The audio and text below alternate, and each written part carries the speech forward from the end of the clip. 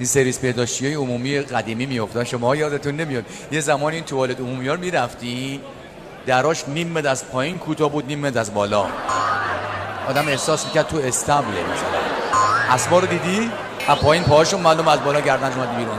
درا کوتاه بود، یعنی که نشسته بود، شما فقط بعد از اینجا رد میشدی، نمیدیدی، فقط یه قدم میرفتی جلو قشنگ میدیدی. اکثرا هم آدمایی که رد میشدن کنجکاو بودن، چون دوست داشتن چیزایی که دیدنی نیست ببینن.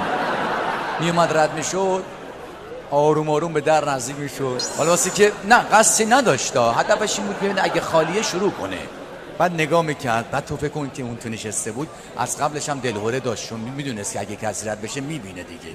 فکر کن طرف نشسته باید یهو یکی کرد، اونم واسطه هم تو داره نگاه میکنه با خیال.